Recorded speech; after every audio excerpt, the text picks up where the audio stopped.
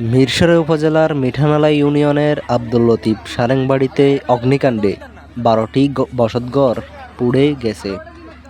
খবর পেয়ে Mirsarai fire service ও civil defence station কর্মী ও স্থানীয়রা আগুন নেভানোর পূর্বেই সব পুড়ে ছাই হয়ে যায়। মিঠানালায় এমন করুণ পরিস্থিতিতে স্বর্ণ ও টাকা চুরি। আশরাফ তুহিনের দেয়া তথ্য মতে ওর আম্মা আলমারি থেকে স্বর্ণের বক্স বের করার সময় ধোঁয়ার কুণ্ডলিতে নিঃশ্বাস বন্ধ হয়ে আসলে বেখেয়ালে কার হাতে দিয়েছে আর মনে নেই, যেখানে ছিল ২.৫ ভরি স্বর্ণ এবং ২০,০০০ নগদ টাকা। এর আগে ছেলেদের গুরুত্বপূর্ণ ডকুমেন্টস সার্টিফিকেট বের করেছে, কিন্তু স্বর্ণ টাকা বের করেও নিজের কাছে রাখতে পারলেন না। এমন পরিস্থিতিতে মানুষ কিভাবে এমন অমানবিক কাজ করে?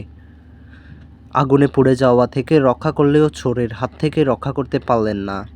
ওনার ভাষ্য, যারা সহযোগিতা করতে এসেছে বাহির থেকে, তাদের মধ্যেই কেউ নিয়ে গেছে। আল্লাহ ক্ষতিগ্রস্ত সব পরিবারকে শক্তি দিন। আজকের রাত তাদের জীবনের সবচেয়ে কঠিন রাত। ঘুম আসবে মানুষগুলোর, হেফাজত করুন আল্লাহ। ক্ষতিগ্রস্তদের তাৎক্ষণিক নগদ অর্থ সহায়তা করেছেন চট্টগ্রাম উত্তর জেলা বিএনপির যুগ্ম আহ্বায়ক মোহাম্মদ নুরুল আমিন। এছাড়াও মিরসরাই উপজেলা প্রশাসন ঘটনাস্থল পরিদর্শন করেছে, ক্ষতিগ্রস্তদের পাশে থাকার আশ্বাস দিয়েছে। সমাজের বিত্তবানদের অনুরোধ জানাচ্ছি, তাদের পাশে দাঁড়ান।